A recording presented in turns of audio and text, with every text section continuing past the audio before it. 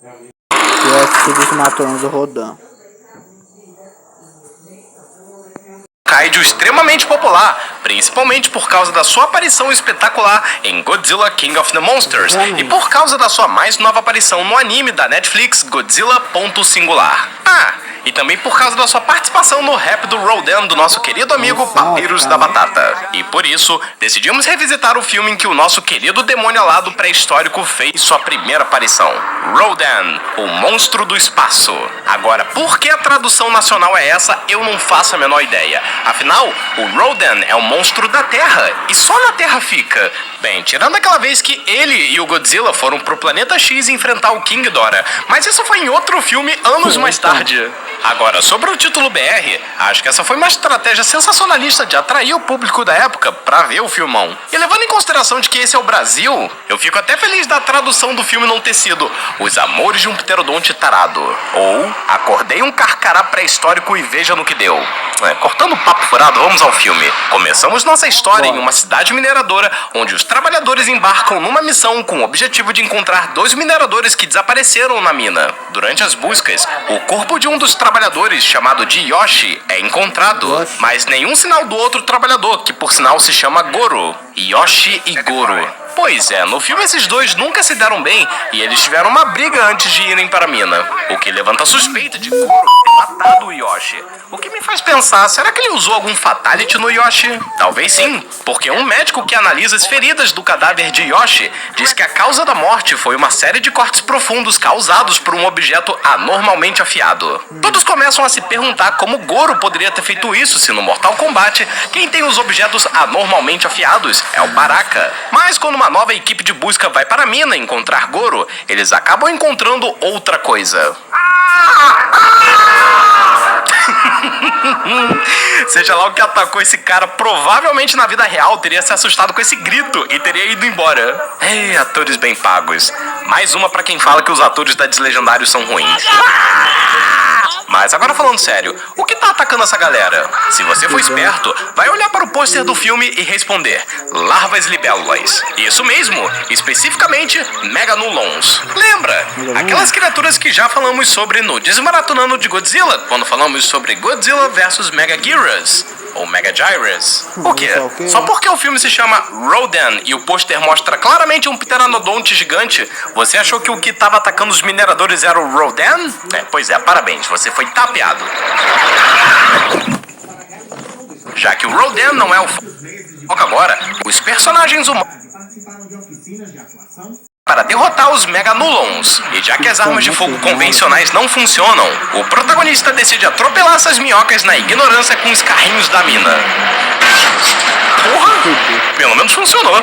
Mas infelizmente a mina desmorona com o protagonista dentro dela. Assim que ele é resgatado, todos perguntam por que a mina desmoronou. Só que uma pedra aparentemente caiu na cabeça dele, o retardando completamente e o impedindo de lembrar das coisas. Enquanto isso, começam a chegar relatos de que uma criatura voadora capaz de atingir velocidades supersônicas está tentando desenhar uma girafa no céu sem sucesso. Enfurecida pela falta de talento em desenhar no céu, a criatura destrói um caça e decide atacar um casal que estava de boas tirando umas fotos num vulcão. O quê? Que tipo de namorado leva a namorada pra tirar foto num vulcão? Podia ter levado na praia, no parque, mas no vulcão? Quer saber? Merece morrer mesmo. Vai lá, pega eles, Rodan. Imagina morrer num vulcão e seus parentes terem que explicar pra todo mundo que o que te matou não foi o vulcão, e sim um pteranodonte gigante que tava voando por lá. Um pequeno fun fact é que na versão em inglês do filme, o namorado irresponsável foi dublado pelo comandante Sulu de Jornada nas Estrelas. Eu preciso voltar a falar de Jornada nas Estrelas no canal. O protagonista, que até então estava com amnésia, estava sendo tratado em um hospital, até que a enfermeira gata pega os ovinhos de um casal de passarinhos e dá pra ele.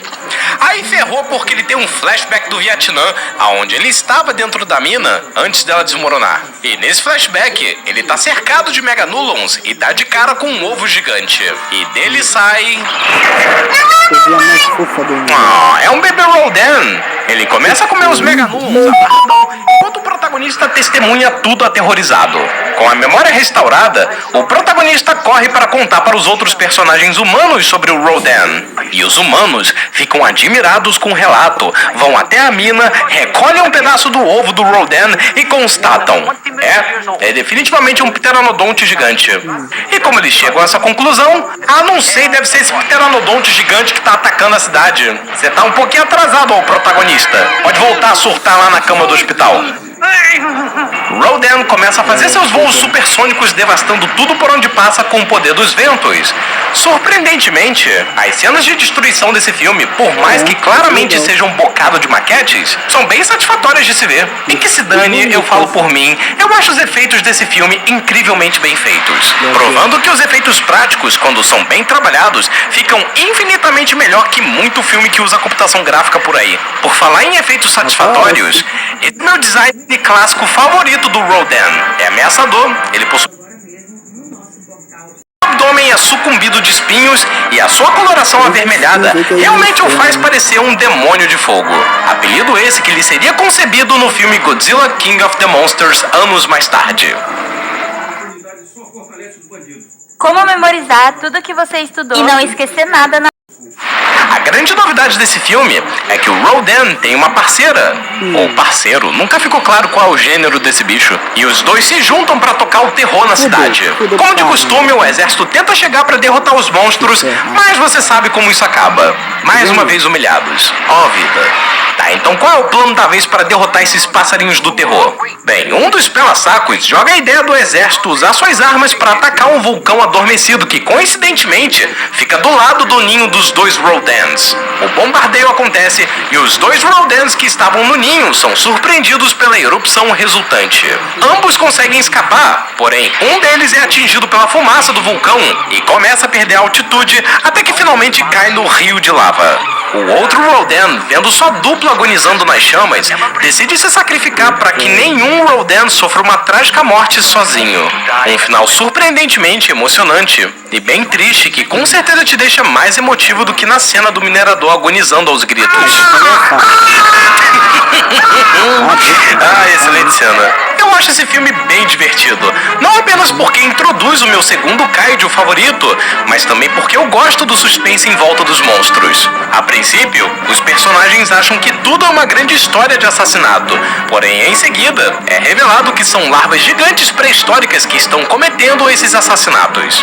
E depois descobrimos que essas larvas são um alimento do bebê Rodan. E se você cavar mais fundo, vai começar a se perguntar como é que esse ovo parou aí? E de onde surgiram os Meganulons?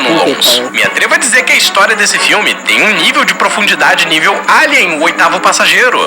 Onde quanto mais se descobre sobre a história, mais dúvidas surgem. E às vezes